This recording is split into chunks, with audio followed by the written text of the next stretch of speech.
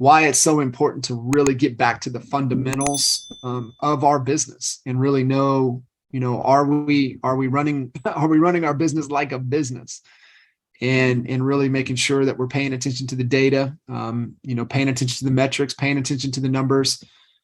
Matt and I chopped it up a little bit last week on the call, and we really got into the numbers, and it came up again today on a leaders call this morning of how important it is getting visibility, getting back into the numbers, and really being able to see that. And I want to kind of continue the theme, as we wrap up this month. Not only are we wrapping up this month, we're wrapping up this quarter and getting into one of the most challenging quarters of the year. The reason it's so challenging is that it has the most distractions.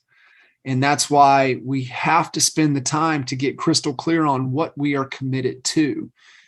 And the real big thing that we've got to avoid is that old force of distraction, because it is a real thing. And we head in here, and the thing is that I don't know where I wrote it down. I'm not going to find it, but if essentially along the lines, if we don't get clear, it'll never happen. And so, yeah, if you are not clear, it will never happen. And if you don't take the time to pause to get clear and understand what are the things that are keeping our stress levels high, and are we doing the things to reduce those less stress levels so we can focus because we're clear, you're going to wake up in January, February, and you might not like the situation you're in. And so what we have to focus on right now is getting clear on our targets, getting clear on, that desired outcome of what we're trying to achieve, reverse engineering down to what are we doing monthly, weekly, daily that's within our control. The bank account is a result. It's not within our control. The things that get into the bank account are the things that are within our control. And so really want you guys to be mindful of that. And especially every one of you on this call is a leader. And not only, how are you leading yourself? How are you showing up? But how are you leading those around you?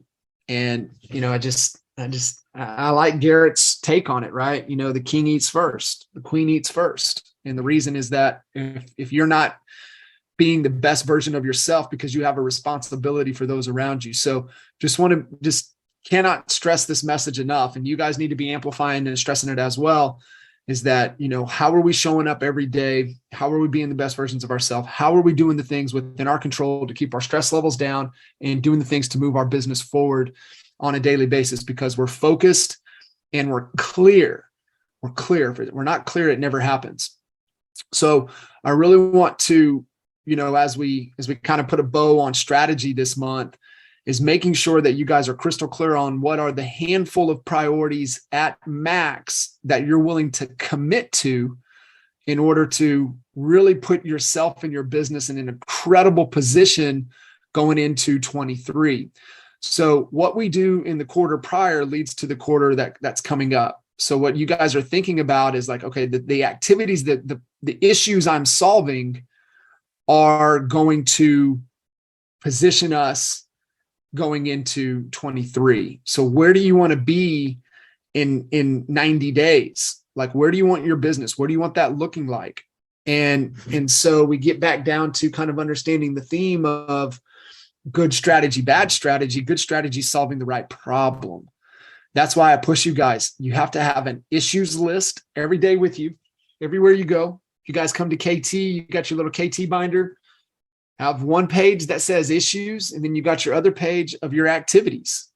What's your activity inventory? What are you doing every day? Not only in your business, but what are you doing outside of your business? What are all of those things? Because when we start to build the life team around us and we start to delegate and get those incompetent and competent activities off of our plate, what are they? And if you guys, go through that activity inventory, it's an exercise, and it's no different than Durb hitting 75 hard, getting those 2 workouts in a day.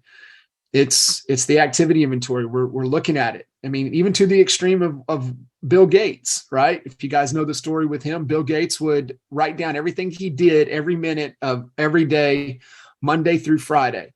On Friday, at the end of the day, he would hand it to his assistant. He would say, "Get these things off my plate."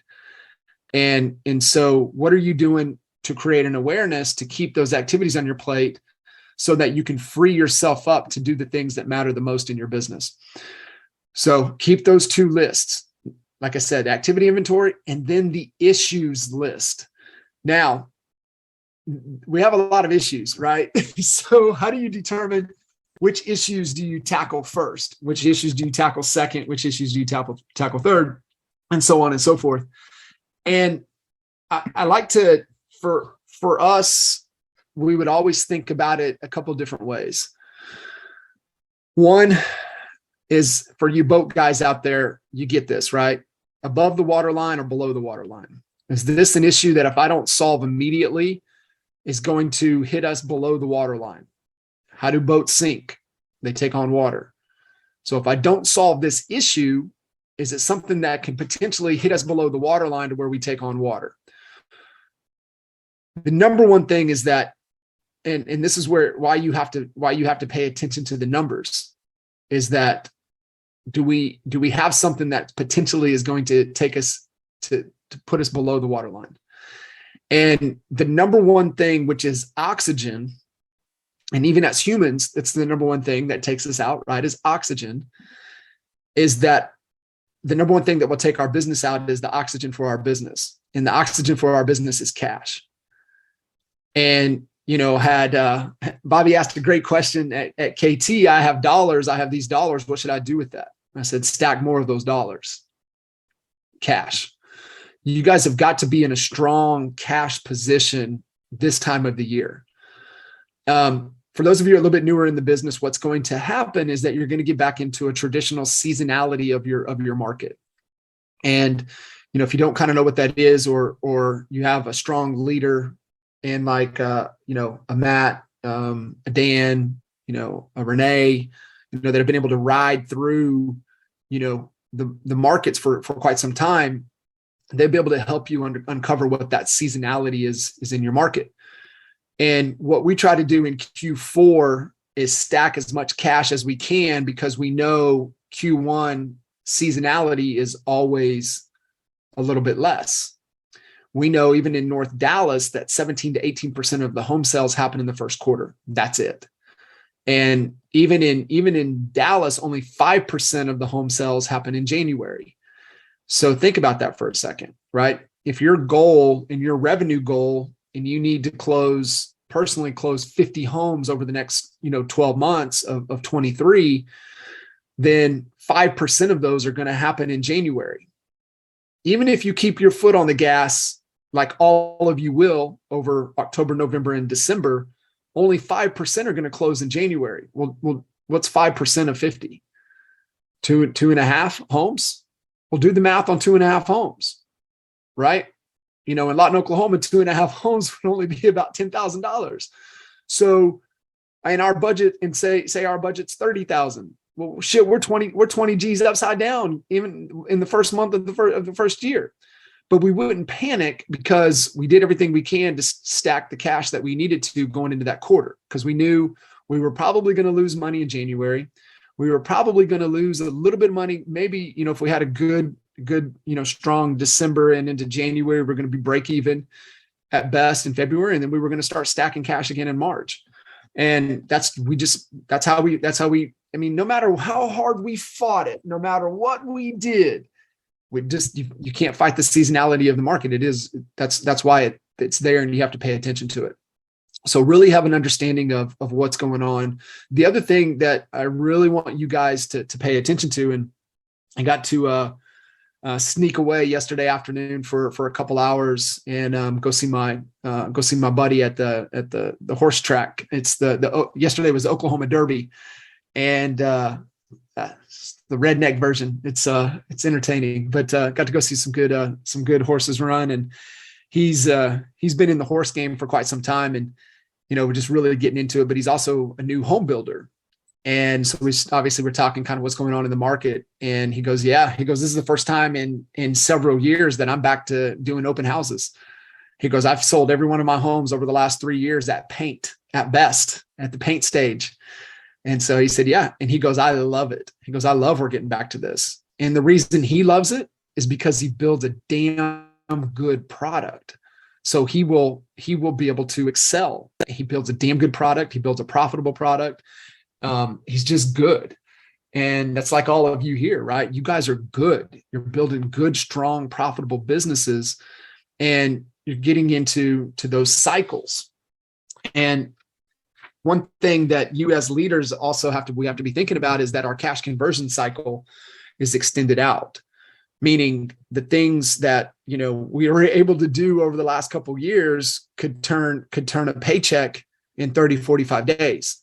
Well, those same activities that were turning 30, 45-day paychecks are now going to be, 75, 90, 100-day turnarounds.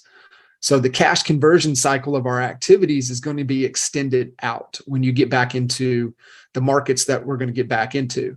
So be mindful of a couple of those things when you're really honing in on what problems you're going to solve in the fourth quarter.